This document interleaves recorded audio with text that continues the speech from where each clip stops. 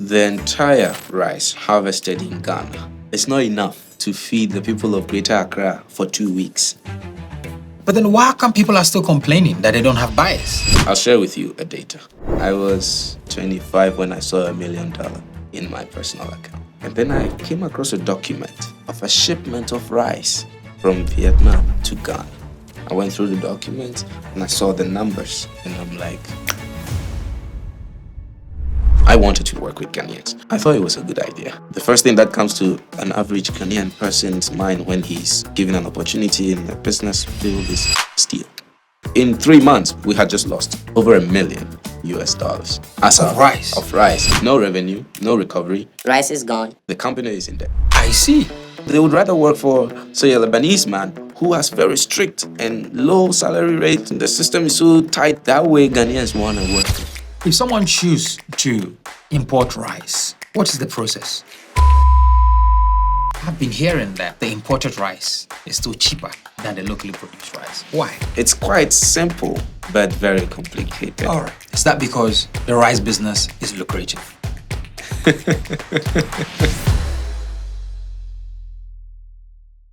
If you're a young person, you're looking for other options, you don't know what to do, you're trapped in a financial cycle, this conversation is for you. You're welcome to Connected Minds podcast. My guest today is Christian Amoh. He's a founder and CEO of CH Rider Group.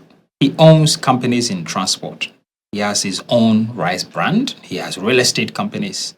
So many businesses that I think he's going to be the person to talk about it. He's a young man, not even 30 years yet, but he has built what is already a legacy for him and the people he will leave behind. Now listen, if you didn't know that you can listen to Connected Minds on Apple or Spotify, just go on your phone right now, search Spotify, find the app and search Connected Minds podcast. Anytime you're running, you're in a busy traffic somewhere in Nairobi, Lagos or Accra or London or New York, you can listen to Connected Minds. Everything Chris is going to speak about today, I'll give him the opportunity to also help some of our audience and our community members on Tribe to have access to him. And he said he's willing to do that. So thank you so much. And if you're not already in the Connected Academy group, the link is in the description. Join so you can have access to some of the entrepreneurs that we interview here. Ask them questions. And hopefully that is going to help you. Chris, you're welcome to Connected Minds podcast. Thank you. It's a pleasure to be here. Yeah. To get really deep into the conversation, why should anybody listen to this conversation to the end? I think there is value in it. It's a real experience being shared from my personal life experience in terms of business. Yeah. And the journey I have walked. I feel it will inspire some people who are watching. What do you know about money that is different from the average Ghanaian you meet? That indeed money answereth all things. Reinforcing what the Bible says. Right.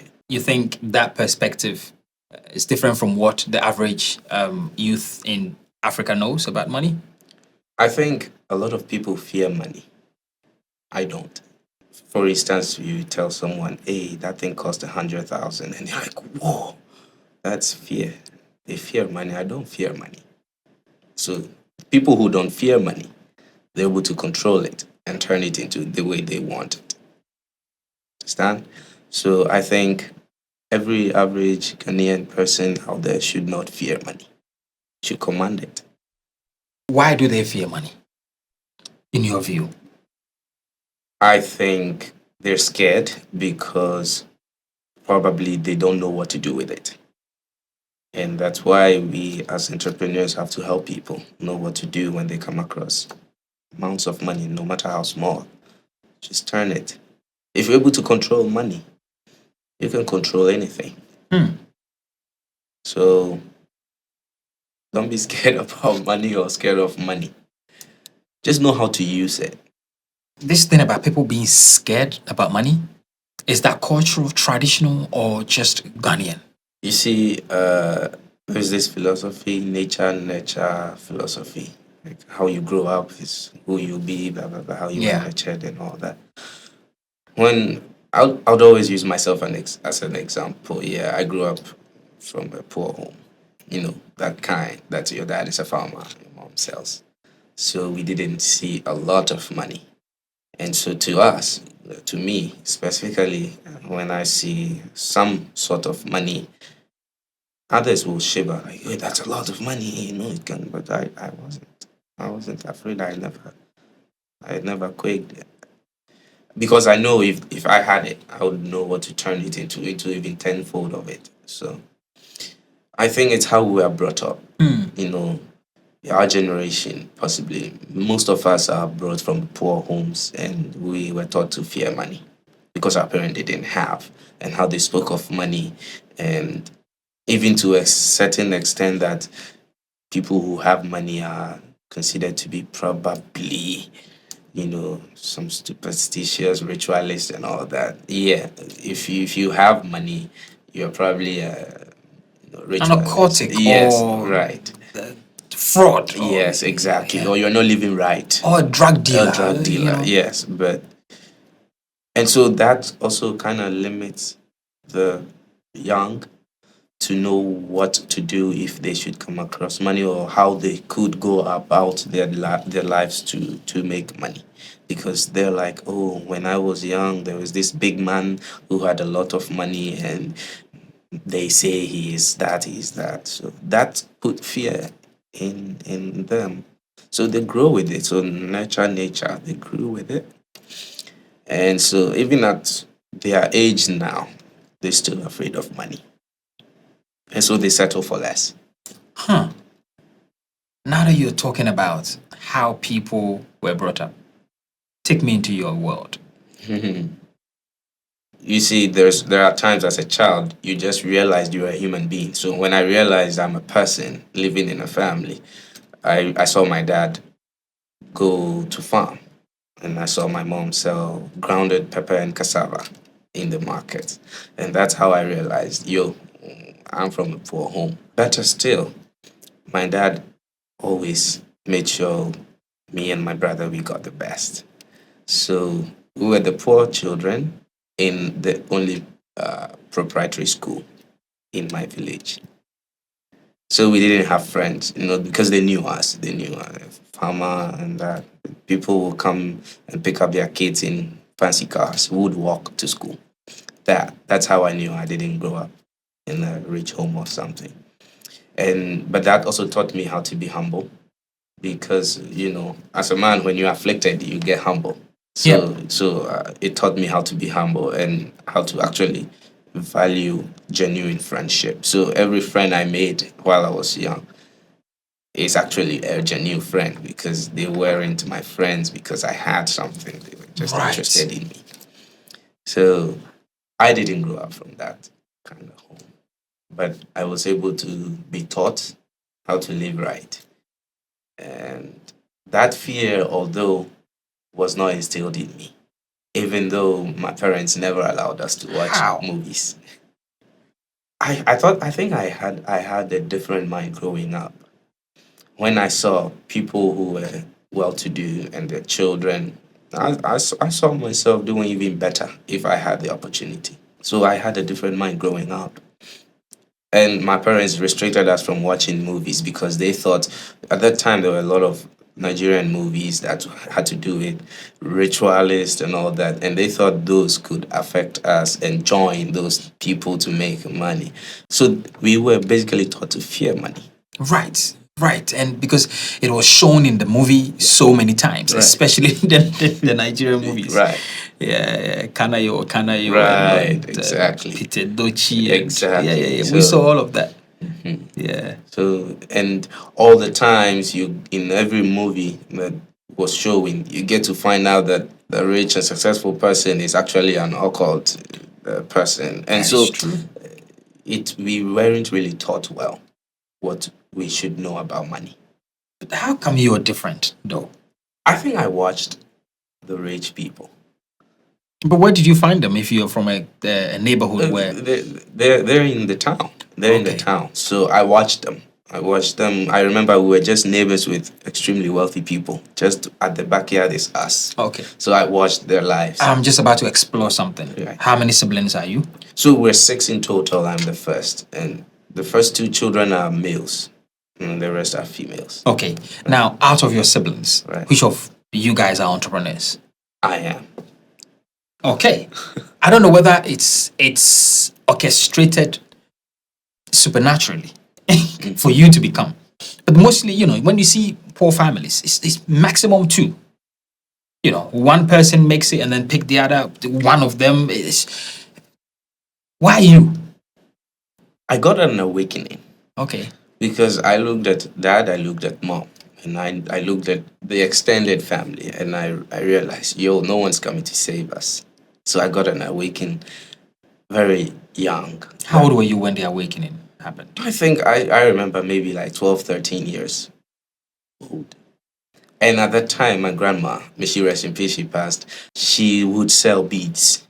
The beads that the women put on their waists, Yeah. and the king's beads that they make them into chains and wrists beads. My grandma makes them. So while my siblings would stay home and play, I would go with my grandma to sell. So most of the money that we made in our family actually came from my grandma. She was quite entrepreneurial person. And she became very successful. Well, to us, she was the one with the money. Yeah. So her main business was making the bead, but she had farms, animals, ducks, pigs, sheep that people would come and buy that would bring income. And she would always take me along to sell. So I picked that from her. Hold on. My mind is just spoke with Timothy Amoh. Spend some time with your grandma. Derek Abaite, spend some time with grandma. You, spend some time with grandma. And I think two other people, I can't remember the name, spend time with grandma. These are all business people. What is it about grandmas and entrepreneurs? I think their generation Yeah.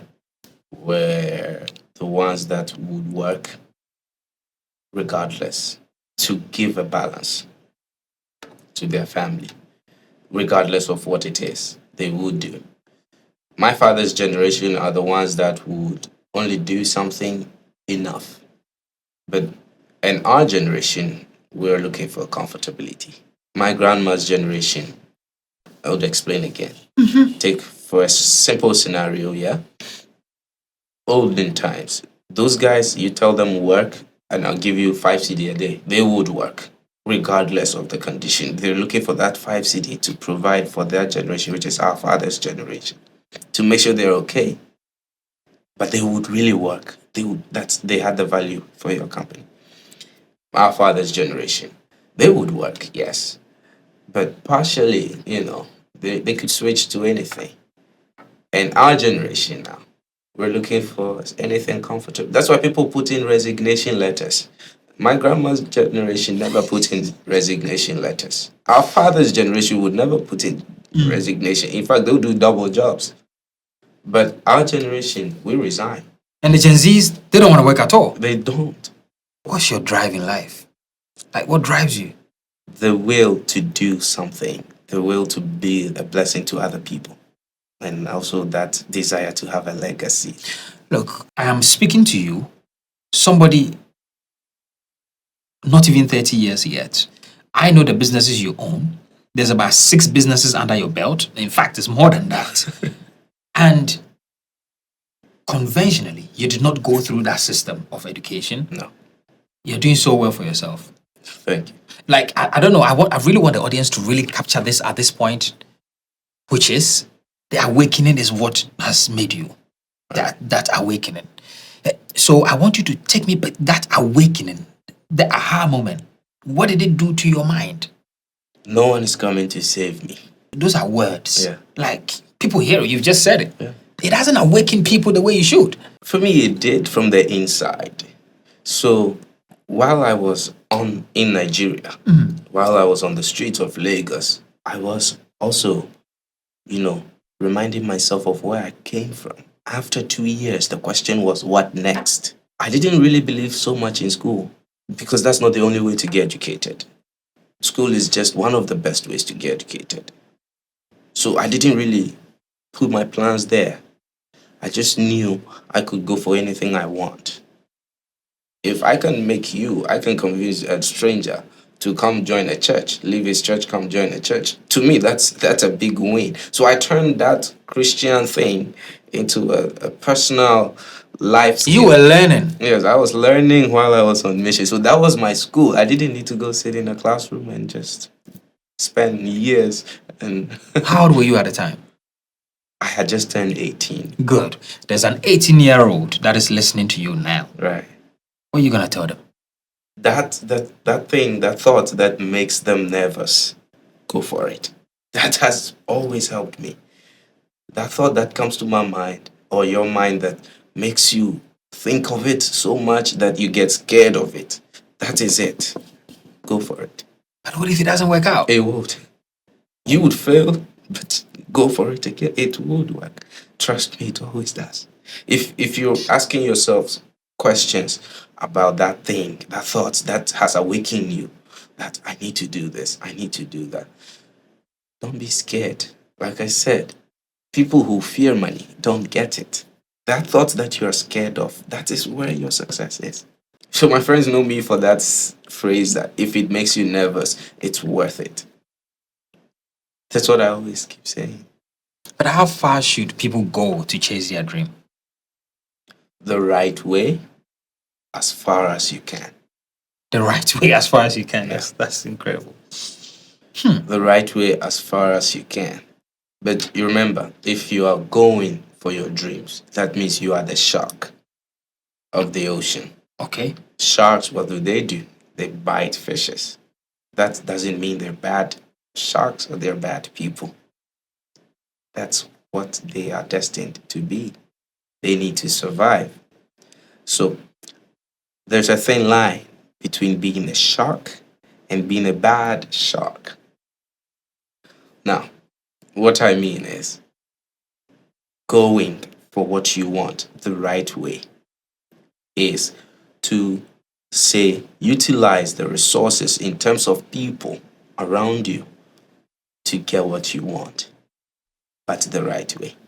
For instance, you know person A who has that, but you don't. And you know person B who needs that, but they don't. What do? You get it, you give it to person B. Happy people. But you've gained more than each of them. So you are the shark, you just bite them and move on. That's how you conquer. That's how it works for me. One of my friends made some beautiful analogy around the same thing that you said. He said, in this world, you are either a shark or a shrimp. And what happens to shrimps? They get eaten. Right? Yeah. So the choice is yours. Right. Which one you want to be. You want to be a shark or a shrimp. And, it's something really for people to think about. When I started my business, I didn't have any money. To be honest, I had zero money, but I just had a vision and a dream.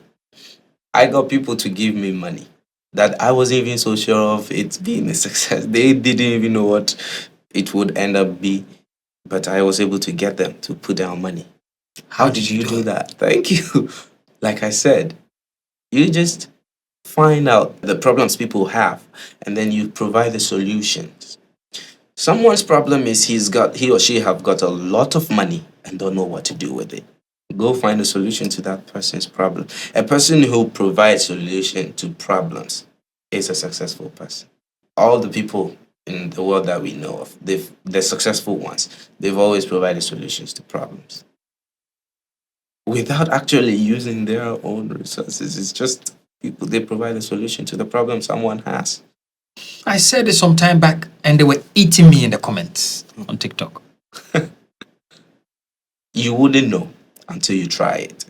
So people will come and eat you in the comments because they haven't even tried it and they don't know it. People say, oh, but you need money to start something, you need this. Trust me.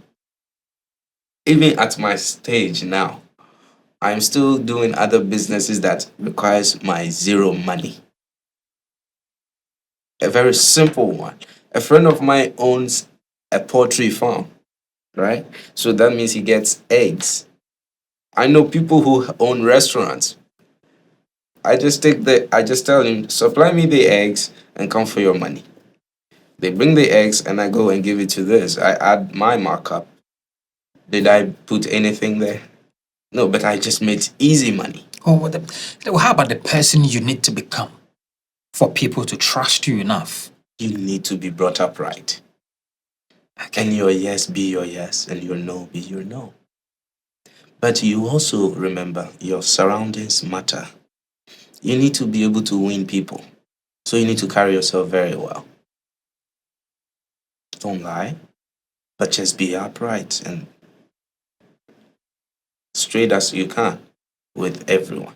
But try and surround yourself with winners. Every winner has a problem. So surround yourself with the winners and then listen to their problems and provide solutions to their problems. You gain their trust. Boss, where did you learn this from? I think from my own personal experiences as how it has taught me. No one taught me anything. I just lived it. Let's get inside Right. your business. Right. At which point did you start a business? Because when I was doing my research, you failed several times. Now, talk me through the process to starting the business, the fall, and the rise again. Sometime from 2019, I moved from the Philippines to Vietnam as an English teacher. And then over there, I met people, new people. Let me stop you here for a minute. So if it's your first time watching Connected Minds, or you have been here before but still have not subscribed, do us a favor, because majority of the people that watch our videos have not subscribed. This doesn't help us grow beyond what we expect. So help us by hitting the subscribe button. Thank you. Now let's get back to the conversation. And like I said, every time I meet a new person, I try to find the problem, trying to find who you are.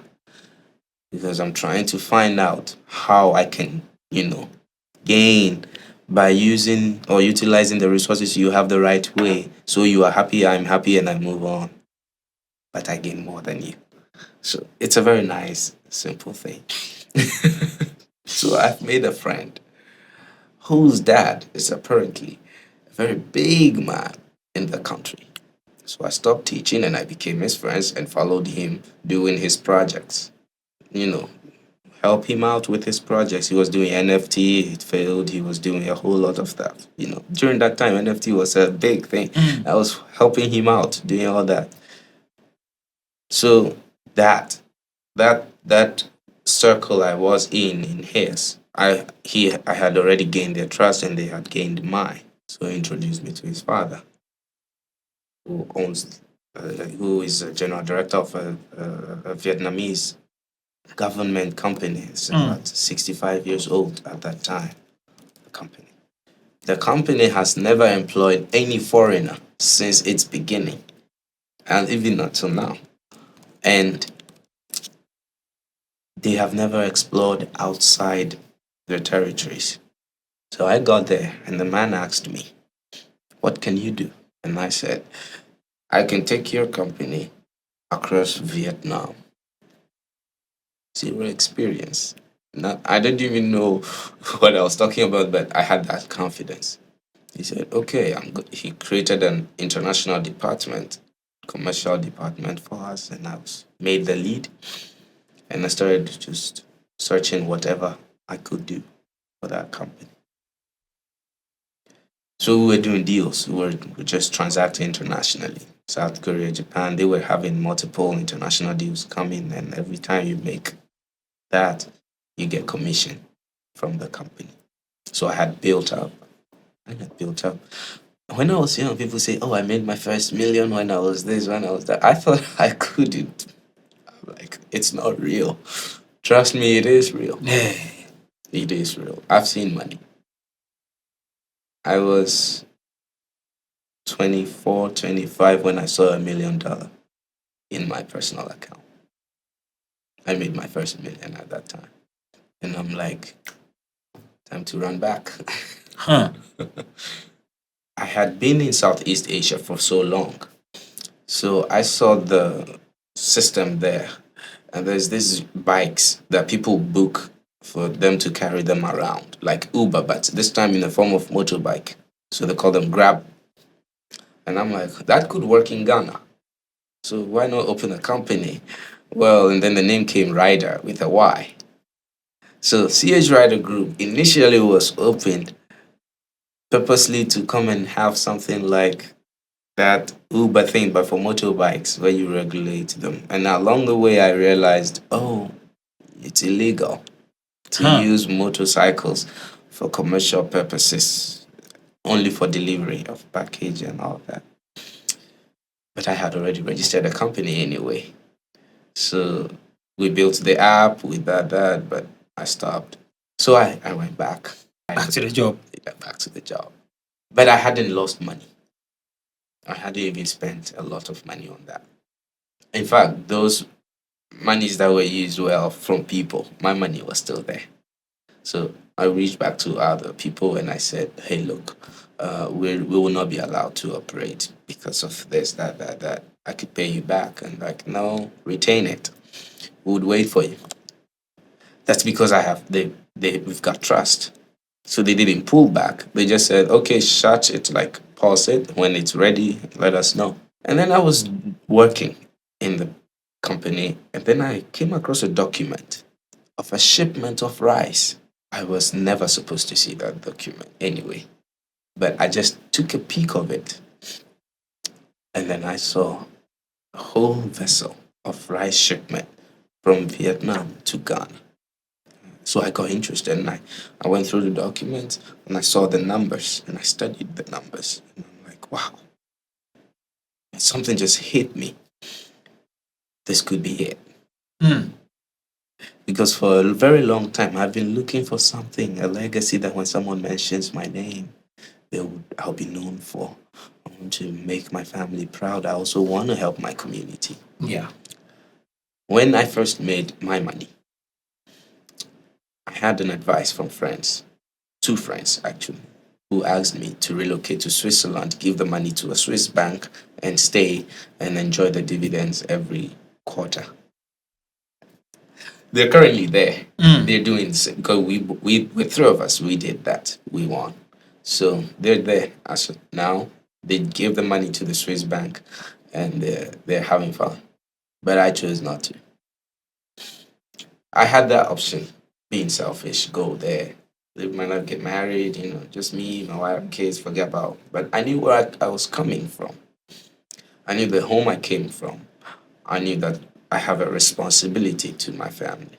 Additionally, I knew that I have a responsibility to my neighbor, my community, and my country in all. I love Ghana. Trust me. I've been around a lot of countries, but I've always come back. So I returned with my money and I said, I want to do rice business. So we came down. I turned the company, I updated the activities of the company from bike to importation of general goods. And I sought the right paperwork to import stuff. And then I did the market research. Then we brought in a heavy shipment, over $1 million US Of rice. of rice. As our first shipment, I went all in. And so the first brand was Vietstar. I just needed a name. So I thought of Vietnam and I thought of Ghana. And Ghana has the black star. I'm like, Vietnam and Ghana star. So Vietstar. And we created Vietstar brand. I was all over the place, young guy, have a lot of money, bringing rice and all that. It was good. I seem to have drifted away from what I was because I let the money control me a bit. I forgot myself. I was living the life. Yeah. And at a point, I was forgetting family and even values. I didn't have time for family. I didn't even have time for people who knew me because I was like, oh, I'm so busy with work. I'm making new friends in Accra. Remember from the beginning, I said this that people who grew up with me and are friends with me are still friends with me till this day because they knew me when we had nothing. Their home was even better than my home. And so that's genuine friendship. But the ones I came to make in Accra originally because of that, they were just, I realized they were just following me because of, what I had. And it came at a very great cost. I wanted to work with Ghanaians. I wanted them to have rice, supply. Anyone could be a rice seller. Or just sell, make money, bring it, come take another one. So I was doing a credit based thing. I thought it was a good idea until I realized I was just being robbed. So I encountered dishonesty, heavy one. So all of our rice, all of our things went down. Just in 3 months, we had just lost everything. How? We brought the goods. We met new people who said they were businessmen, not knowing they were sharks, but the bad sharks. I see.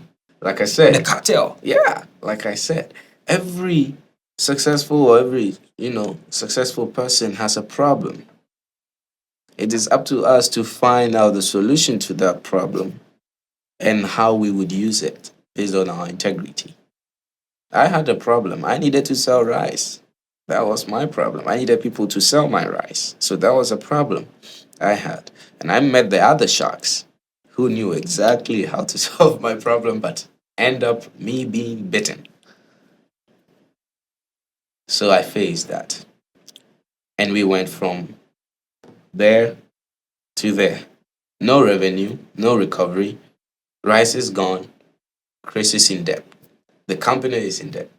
I am in debt. How do you do it? That's the question. Like, how do you lose over $1 million in 3 months? Could you not take legal proceedings? Right. Exactly what I said. Oh, I'll take them on.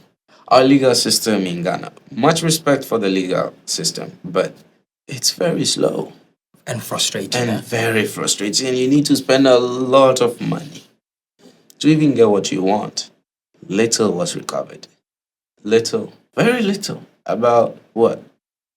5% was recovered. Till date, I have moved on, yes, but till now, we are still in recovery process. Since how long? Since 2022.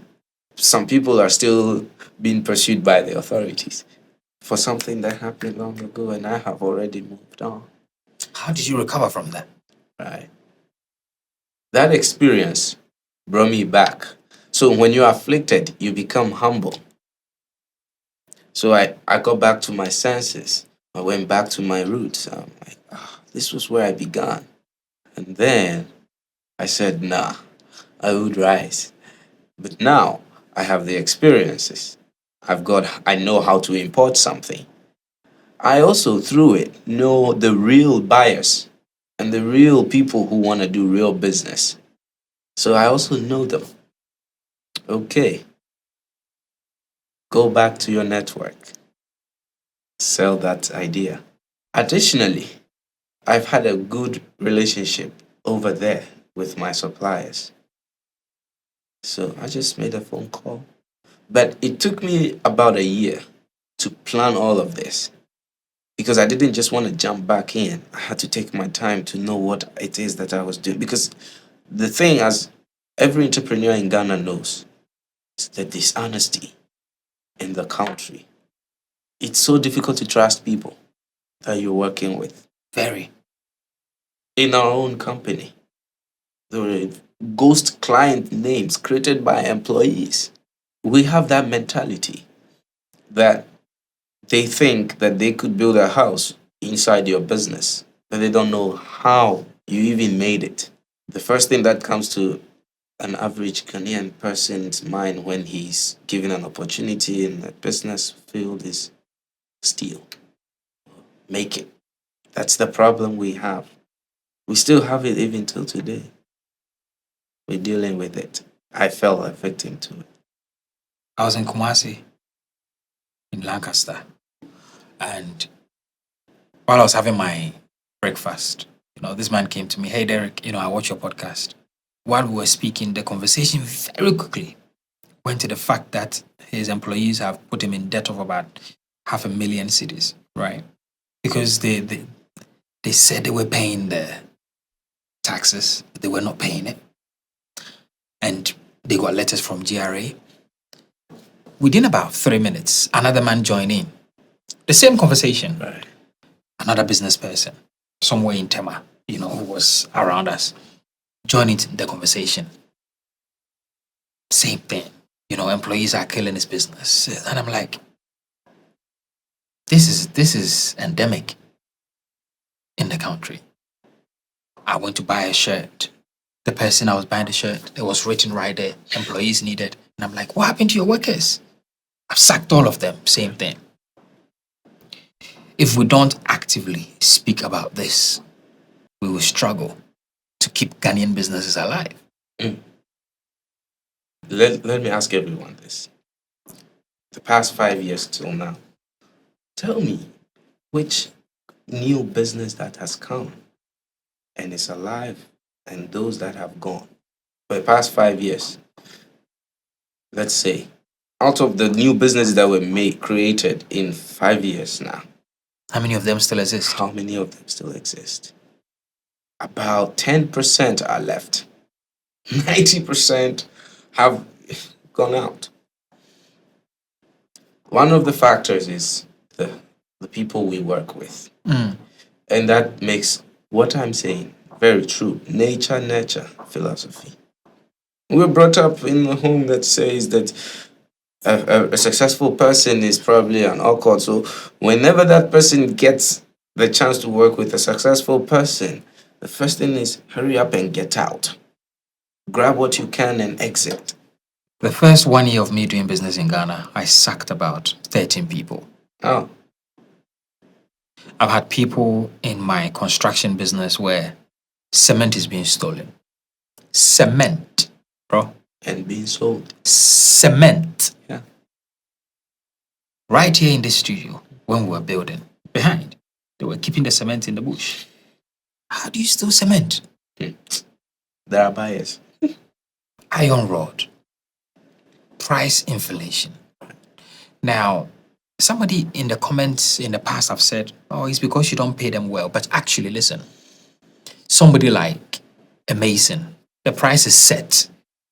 I don't determine the price. They come, they mention their price, you pay them. Why are they still stealing? Right? It's, we will get there. We will get there. But from nothing to something, you need to be very resilient. And also, because you were something before you became nothing. You already know the frame. You already have the frameworks. You already know how it works. If you have failed, yes, you have failed. Yes, you've been brought down, right? You already know how it worked.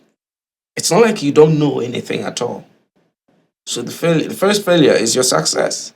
You've tested it. You know which drum to beat, and it will dance to you. So when I came down to zero, at a point my account was negative something, and Absa Bank was calling me every time. I'm like, yeah, you're right, I know. Yeah. But I knew how it could work again. So if you have fallen and you're finding out how you can rise up, go back to your books. How did you even make it? Revisit all that and then find out how you fell and eliminate that way and try again.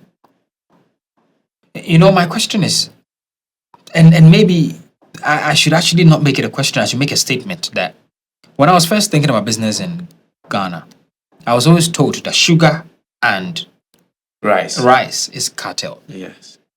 So don't even think about it. True or false? True. I can boldly say in this country, I am the only youngest rice importer in the country, possibly in West Africa. All the rice importers are above 50, and they're very well connected, and they know people. So yes, it's a cartel. I'll explain it. I can bring rice, right? Say a shipload of rice, and I know how much it is. The value of the rice Yep. could be, let's say, $500,000. But in the market, after selling, I could still make my 500,000 and maybe some 10% profit on that. That is fine. But I want to kick you out. So what do? Because something predatory pricing. So I scrap everything 10%. off. Yes. I scrap my 10%. Do cost price. Do cost price. And even cut more, I lose. Just so I can keep you out. Because I want to frustrate you. I want to bring you down. That's the problem we face. I won't mention a brand, but there's a rice going for 200 CDs. As low as 200 CDs. It's impossible. Unless you want to tell me you didn't pay your duty and the rice is free. So the only thing you paid for is probably shipping. There's no way.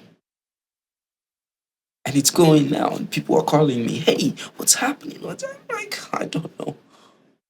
So, if you're a first time business importing rice, you're definitely going to lose while these guys are there because they're selling lower than yours. And so you'll be forced to bring your prices down, which means you're losing your capital. So afterwards, you get out of the business and then they'll be back up. So when you're gone, then that money they spent or lost trying to kick you out, they'll add it to the next shipment of theirs and then they'll make it back. I mean, they have enough running capital, right? So they can play the game. But you don't. Also, there's a danger of food security in our country. Okay. Our food, rice, sugar, whatever we import, are mainly done by the foreigners, the Middle Eastern and the Indians, and the Lebanese. 80% of the rice importers are all foreigners. I have a serious concern if our country's food security are in the hands of a foreigner.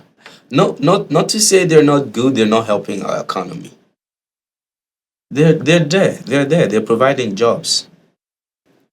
But do you also know why? Because no Ghanaian businessman would survive. Because the people in the companies are robbing the Ghanaians themselves. So they would rather work for, say, a Lebanese man who has very strict and low salary rate, and strict environment condition. The system is so tight that you can't do anything, and when you even do something, you go into jail. That way, Ghanaians want to work that way, but they don't want a flexible, comfortable environment. We say that a lot of these guys are foreigners. While I was having the conversation with one of my friends, some are saying that they've been here for generations and they actually have Ghanaian passports. So they're Ghanaians. I have a friend who has a Ghanaian passport. He's a great guy. He's from Syria. He has a Ghanaian passport. The fact that this guy, his grandma is even here. They've been here for so long. And sometimes, in fact, when they speak through a microphone and you don't see them, you might think it's a Ghanaian guy speaking. They even speak Tree, our language. Exactly. So look, Chris, importing rice and locally produced rice. I've been hearing that the imported rice is still cheaper than the locally produced rice. Why? The cost of production in Ghana is so high, and it's always all borne by the farmer. Over there, the government has put certain things in place where machinery, fertilizers, and everything is taken care of by the government. Government grants them all that real things. You go to the farm, you see a tractor there, a combined harvester there, and the farmer didn't pay anything for it. The government is supporting the agribusinesses there. Over here, you need to go and pay for the tractor. You need to buy your own gasoline or whatever. You need to pay to rent a combine harvester. You need to plow the field. Yeah, You need to, all those costs are yours. So at the end of the day, even you will not even get a finer product, but it's still highly priced compared to the one that I have imported. I got a Ghanaian rice that at an exhibition and they were selling for 450 CDs. And at that time, what they're trying to tell me is that rice is the same as the one I'm importing. And mine was way less. And I just like, why would any Ghanaian? I mean, let's help the agri sector. When I thought of rice, I thought of growing mine in Ghana. I thought of that. But upon my research, I would have lost. Government will say, oh, we will help agri sector, we'll do this. It doesn't come. I have friends who own farms in Volta region. There's no help. He calls me and like, man, I help him sell his rice. I see. I wish something can be done. I pray. If they do something about it, I would come. So that means this whole thing about Ghanaian made rice, it can never penetrate. I'll share with you a data. Okay.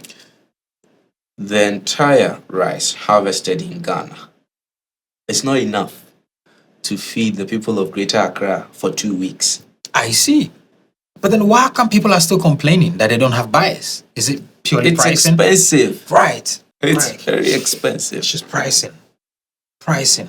And it's not their fault. They spent a lot of money to get that. They are suffering. What's the solution to the problem? It's going to affect a lot of importers. But if the government pushes an agenda for probably 70% consumption of local produce and 30% importation, it's going to help. So if I was the government and then I said I was going to increase the import duties on rice, sugar, and wheat, would Wow. you be happy? Let me stop you here for a minute. So if it's your first time watching Connected Minds, or you have been here before but still have not subscribed, do us a favor, because majority of the people that watch our videos have not subscribed. This doesn't help us grow beyond what we expect. So help us by hitting the subscribe button. Thank you. Now let's get back to the conversation. I would be happy if you also support The the farmers. farmers. Then I'll find an opportunity and go. So I'll quickly quit and come so I can gain from you. Do you believe that the cartel, who sometimes also lobby governments, who can make this happen? Over here, they're helping our economy, yes. But they're building theirs even better. All the money gets sent back to their homes. Like I said, it's a threat to our economy. If the people who control how much food comes into Ghana are foreigners, what if one day they decide, yo, we're done here? What would happen? We'll go hungry. If someone chooses to import rice, what is the process to be able to get it registered and have it on the market? You would need to send a sample to FDA Okay. for your certifications. You need to find a reliable supplier who have got all their documents Certification. and everything checked. They just put it on the CE, but you transfer them the funds, and then it comes to the port. You need to find a reliable agent who will clear them for you. You need to pay your taxes there, and then you just do your sales. It's quite simple, But, but very complicated. all right, complex. what's the complication and the complexity of it? You would now be entering into a very serious market where there are so many brands. A foreign company, owns about 12 brands of rice, competing against you at Wow. a very lower price. Yes. 12 brands. I know a guy who has 6 brands of rice, and he's a foreigner. So if this doesn't go, this goes. If this doesn't go, that goes. Is that because the rice business is lucrative? Very lucrative if you're doing it, yes. But it demands a lot of money. So it's the rich getting richer. But I warn people who want to venture it now, thinking that the moment they join, easy money. They might face the problems you They faced might initially. face that. also challenge of selling. You would come across it because you'll be dealing with other brands, lower prices. So if you think you got what, some $100,000, you want to start a rice business, better look for the person who already exists Uh-huh. and join that person than you coming to create something new. They would find you out. They'll find out you are there and they'll kick you out very nicely. Sometimes I do that.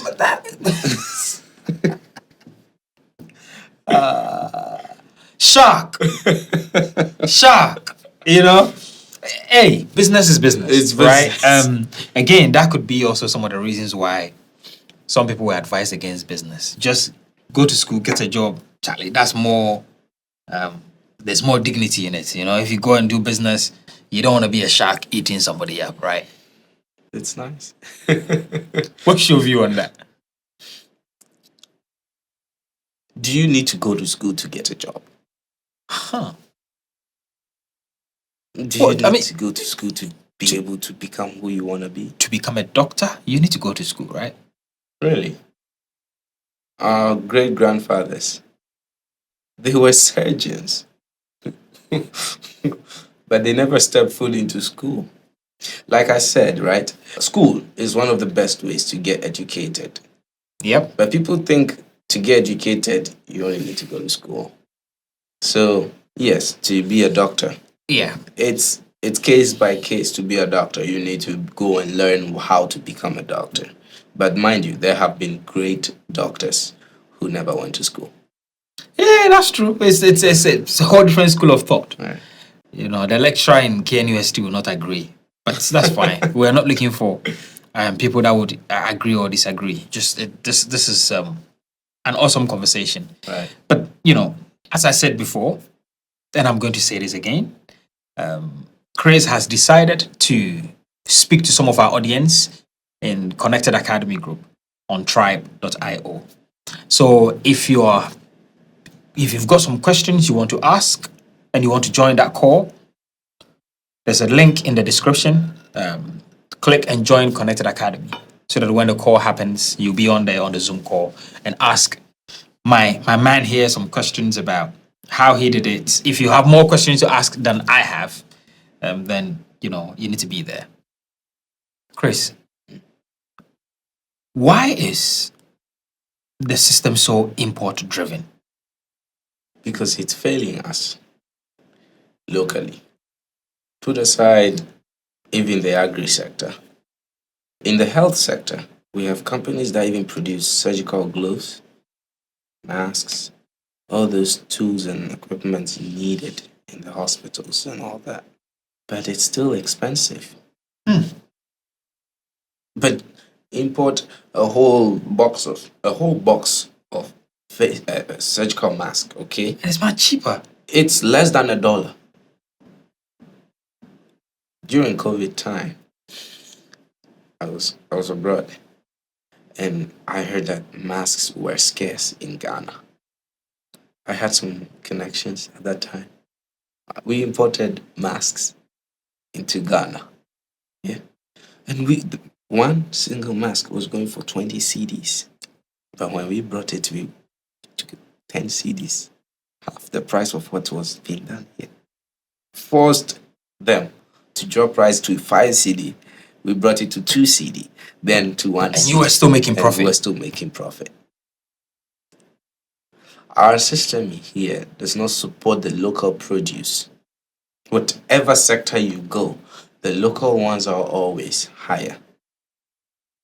Whichever sector you go, it's always high. This is crazy. You know, I've spoken to a lot of people who have got businesses, and about half of them are importers. About half. The rest who are not, their cash flow doesn't even match up to the importers. Or you have to export it. Yes. But to show you that, Christian actually have a business. I've got one of his brands here and I want to show you. I'm not going to give this one to you guys, man. So this is no ads. You haven't paid me, have you? No. So this is no ad. I'm seeing So is Ohima Ghanaian or this Ohima Ghanaian? Yes, it's the AI version of my mother. Okay. Yeah, so this is one of his brands on the market. For the purpose of what we do, it's lessons, but if the person also has a business, we also like to support, right? So awesome. And people can get it. I'll leave all the details in the description of how you can get your hands on Ohima or Vietstar, right? Awesome. Is there anything we haven't spoken about that we can still speak about? Do you think we covered everything that is relevant for this conversation? It has been. Let's talk more of how to help people Yeah. get out of where they feel stuck. Yes. Talk me through. To the people who feel stuck, don't know what to do now, you have to trust yourself. Really trust yourself. I'll explain this in the layman view. You don't know what to do means you don't have any source of income. You don't have a job. You don't even have anything. Like, you're just there. Like a pigeon. I just did, Charlie. And then those people are the ones that say, Charlie, put me on, put me on, put me on. There's something you can put yourself on. First, stand up, trust your gut, and go out. Surround yourself with sharks. How do you find a shark? Bro, they are out there. Somebody must know somebody. Definitely. Somebody knows somebody. Go. Step out. Try and build connections now. When you meet a shark, find out their problem. Personal problem or business problem. Find out a problem of that particular shark. There's no successful person on this planet that doesn't have a problem. Even God have issues. Us. Yes, his problems are, how do I make children on earth not commit a sin? That's his problem. So people, preachers arise all the time, providing solution to God's problems. And that's why he blesses them. Right. So every person on earth has a problem. You have nothing. That is your problem. How do you get something? Go find someone who has something. But go with a very nice mentality. Don't go to cheat. Go to provide solution. Charlie, I don't know anyone I can think of. Like who? Start from where you are. That friend that always comes and goes, he knows another friend who is a shark. Follow that friend. Go meet the shark. But here's the thing. Don't quickly just jump on the shark. Hello, my name is... No, it's a skill. It's a skill. Take your time. It may take you even a month, 2, 3 months. Because people like myself, when I meet new people, I take time before I get them in. And mostly, they never even come because they haven't given me a solution to something that I'm facing. You get it? So you need to be valuable to the shark you meet. So when you get out there in search of something for yourself, you want to put yourself on something, and you get the opportunity. One time, pick it, ask of their problems, or just try and find out. Yeah, in conversation, what the challenge is. Even if you don't have the solution, once you hear of the challenge, your action and attempt in trying to help them, you would already win their trust. They would be like, oh, okay, he's actually trying to help me out for nothing, which is good. And then go again. Nurture that relationship. Nurture it. Hello, hi.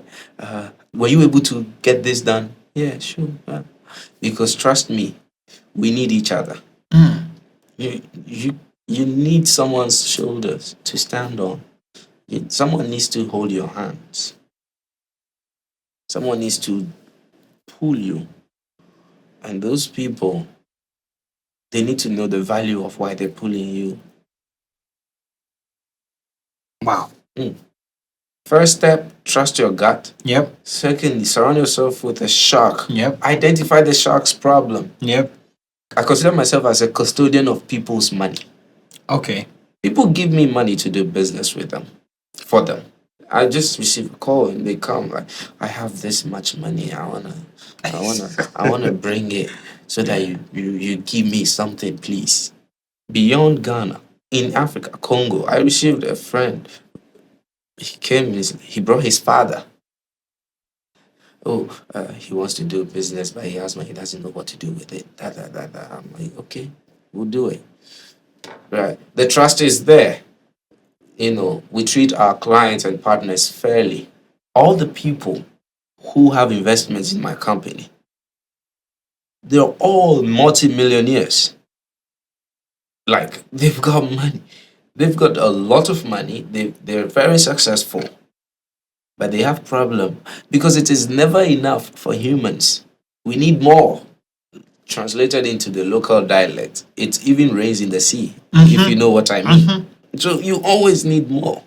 You always need to make more. And they always need to make more, but they feel like they've exhausted all their options. Well, how do I do something new? And that's when they meet someone who has solution to that problem, they quickly go for. So when you find that shark and you find his problem, trust me, it works. It does. You're already winning. It is working. Yeah. I don't have anybody younger than me who has given me money. And you need to know what you're going to do with that. So remember, never be afraid of money. Have a vision for it. And then trust, get out, find that person, build a connection, build a network, provide solution to some of his problems. Then you'll be able to pitch something to that person. Awesome. And trust me, you won't even talk more. They will just do it. Yeah. Chris, motivation or discipline? Discipline. If you're disciplined, Yep. that's self-motivating. You're very disciplined. You strictly abide by your principles. That motivates others, even inspires others. And when you feel like you're inspiring other people, that motivates you to do more, to be more disciplined. Yeah. I agree.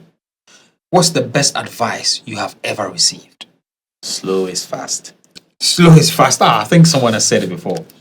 Slow is fast. I think someone has said it before, but that's good. From my friend in Vietnam, he said, you're doing well. But it's a lesson. When you feel you're really getting there, you're really doing it, go slow. Yep. So you'll be able to control whatever comes. So take your time. Slow is fast. As slow as you can get, you'll be moving faster. I call it excitement. The reason a lot of millionaires lose their first million is because of excitement. Yes. The burst. Yes. The burst. Oh, And it's man. there. I always say that what left you is just at the door. Right. If you open it, it's going to rush back in and close Right. it again. Exactly. Right. So if you lost, Yeah. just go back to the books. Yeah. You'd find it right there at the Yes. door. Yes. Exactly. Yes. Can you recommend a book for us? Too good they can't ignore you.